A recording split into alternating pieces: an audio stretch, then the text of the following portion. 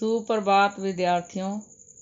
इस वीडियो में हम पाठ 11 के पृष्ठ संख्या 72 तथा 73 के विषय में चर्चा करेंगे। पिछले चरण में हम बाल गोविंद भक्त के विषय में बताया था कि उनका व्यक्तित्व कैसा था। आषाढ़ के महीने में वे खेतों में किस तरह से खेती करते थे, भादों का महीना कैसा बीतता था, और अब हम कार्तिक के महीने पर आ गए थे। कार्तिक के महीने में बाल गोविंद भक्त की प्रभातियां शुरू हो जाती थी, जो फागुन के महीने तक चलती थी। इन दिनों वह सवेरे उठते, ना जाने किस वक्त जग कर वह नदी स्नान को जाते, गांव से 2 मील दूर। वहां से नहा धोकर लौटते और गांव के बाहर ही पोखरे के ऊंचे भिंडे पर अपनी खंजड़ी लेकर जा बैठते और अपने गाने टेरने लगते। इसका अर्थ यह है कि गांव के पास एक पोखर था, पोखर तालाब को कहते हैं, और उसके पास एक ऊंचा स्थान था। वहां पर वो अपनी लकड़ी की खंजड़ी लेकर बैठते और भजन कीर्तन करने लगते। मैं शुरू से ही देर तक सोने वाला हूँ, किंतु एक दिन माघ की उस रात किटकिटाने वाली भोर में भी उनका संगीत मुझे पोखरे पर ले गया था। अभी आसमान के तारों के दीपक नहीं बुझे थे। यहाँ पर लेखक कह रहा है कि उसे सुबह जल्दी उठने की आदत नहीं थी, परंतु सुबह संगीत की आवाज़ सुनकर वह पोखर के किनारे पहुँच गया। और उस समय आसपास का वातावरण कैसा था। अभी तारे आकाश में दिखाई दे रहे थे। पूरब में लोही लग गई थी। पूरब में सूर्य उदय लग रहा था, जिसकी लालिमा को शुक्र तारा और बढ़ा रहा था। गेंद, खेत, बगीचा, घर, सब पर कुहासा छा रहा था। सारा वातावरण अजीब रहस्य से आवृत मालूम पड़ता था। आवृत का अर्थ है ढका हुआ, कुहासा का अर्थ है धुंध। उस रहस्यमय वातावरण में एक कुश की चटाई पर पूरब मुँह काली कमली ओढ़े बाल गोविंद भक्त अपनी खंजड़ी लिए बैठे थे। उनके मुंह से शब्दों का तांता लगा था। उनकी अंगुलियां खंजड़ी पर लगातार चल रही थी।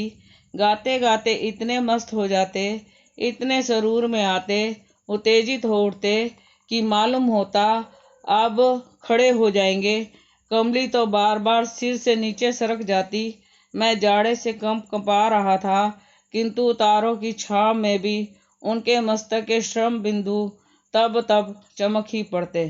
तो यहाँ पर वह यह बताना चाहते हैं कि वे इतने लीन होकर भजन कीर्तन करते थे कि इतनी भयंकर ठंड में भी उन्हें ठंड नहीं लग रही थी और वे जोश में थे। उनके माथे से पसीना टपक रहा था। गर्मियों में उनकी संजा उतनी उमस भरी शाम को ना शीतल करती। अपने घर वे आंगन में आसन जमा बैठते। गांव के उनके कुछ प्रेमी भी जुट जाते। खंजड़ियों और कर तालों की भरमार हो जाती। एक पद बाल गोविंद भक्त कह जाते। उनकी प्रेमी मंडली उसे दोहराती तिहराती। धीरे धीरे स्वर ऊंचा होने लगता, एक निश्चित ताल, एक निश्चित गति से।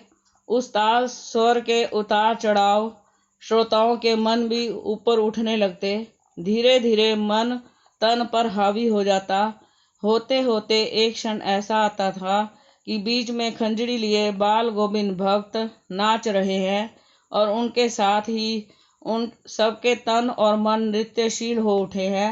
सारा आंगन नृत्य और संगीत से ओतप्रोत है। तो ये शाम के समय का वातावरण बताया कि वे शाम को भजन कीर्तन करते थे और लोग भी उनके साथ होते थे और उनके द्वारा गाई गई पंक्तियों को वे दोहराते थे या 3 बार बोलते थे। तो सारा वातावरण जो है भक्तिमय हो जाता था। बाल गोविंद भक्त की संगीत साधना का चरम उत्कर्ष उस दिन देखा गया जिस दिन उनका बेटा मरा। इकलौता बेटा था वह, कुछ सुस्त और बोधा सा था, किंतु इसी कारण बाल गोविंद भक्त उसे और भी मानते। उनकी समझ में ऐसे व्यक्तियों पर ज़्यादा नज़र रखनी चाहिए या प्यार करना चाहिए, क्योंकि ये निगरानी और मोहब्बत के ज़्यादा हकदार होते हैं। बड़ी साध से उसकी शादी कराई थी। पतोहू बड़ी ही सुभग और सुशील मिली थी। वह पूरी प्रबंधिका बनकर भक्त को बहुत कुछ दुनियादारी से निवृत्त कर दिया था। उसने उनका बेटा बीमार है, इसकी खबर रखने की लोगों को कहाँ फुर्सत। किंतु मौत तो सबका ध्यान अपनी ओर खींचकर ही रहती है। हमने सुना बाल गोविंद भक्त का बेटा मर गया। कौतूहलवश उनके घर गया, देखकर दंग रह गया। बेटे को आंगन में एक चटाई पर लटाकर एक सफ़ेद कपड़े से ढक रखा है। वह कुछ फूल तो हमेशा ही रोपते रहते, उन फूलों में से कुछ तोड़कर उस पर बिखरा दिए हैं। फूल और तुलसी दल भी सिरहाने एक चिराग जला रखा है और उसके सामने जमीन पर ही आसन जमाए गीत गाते जा रहे हैं। वही पुराना स्वर, वही पुरानी तल्लीनता। घर में पतोहू रो रही है, जिसे गांव की स्त्रियां चुप कराने की कोशिश कर रही हैं। किंतु बाल गोविंद भक्त गाए जा रहे हैं। हाँ, गाते गाते कभी कभी पतोहू के नज़दीक भी जाते और उसे रोने के बदले उत्सव मनाने को कहते। आत्मा परमात्मा के पास चली गई, विरहिणी अपने प्रेमी से जा मिली। भला इससे बढ़कर आनंद की कौन सी बात है। मैं कभी कभी सोचता, वह पागल तो नहीं हो गए। किंतु नहीं, वह जो कुछ कह रहे थे उसमें उनका विश्वास बोल रहा था। वह चरम विश्वास जो हमेशा ही मृत्यु पर विजयी होता आया है। बेटे के क्रियाक्रम में तूल नहीं किया, पतोहू से ही आग दिलाई उसकी। किंतु ज्यों ही श्राद्ध की अवधि पूरी हो गई, पतोहू के भाई को बुलाकर उसके साथ कर दिया, यह आदेश देते हुए कि इसकी दूसरी शादी कर देना। इधर पतोहू रो रो कर कहती, मैं चली जाऊंगी तो बुढ़ापे में आपके लिए कौन भोजन बनाएगा? बीमार पड़े तो कौन एक चुल्लू पानी देगा? मैं पैर पड़ती हूँ, मुझे अपने चरणों से अलग नहीं कीजिए। लेकिन भगत का निर्णय अटल था। तू जा, नहीं तो मैं ही इस घर को छोड़कर चल दूंगा। यह थी उनकी आखिरी दलील। और यह दलील, इस दलील के आगे बेचारी क्या कहती। बाल गोविंद भक्त की मौत उन्हीं के अनुरूप हुई। वह हर वर्ष गंगा स्नान करने जाते। स्नान पर उतनी आस्था नहीं रखते थे जितना संत समागम और लोक दर्शन पर। पैदल ही जाते। करीब 30 कोस पर गंगा थी।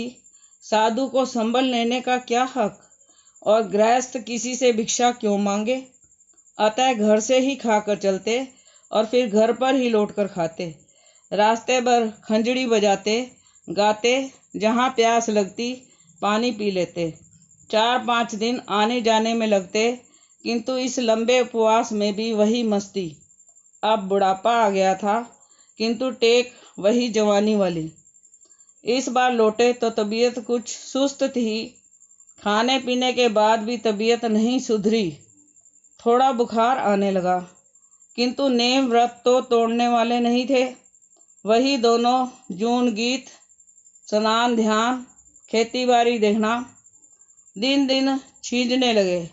लोगों ने नहाने धोने से मना किया, आराम करने को कहा, किंतु हंसकर टाल देते।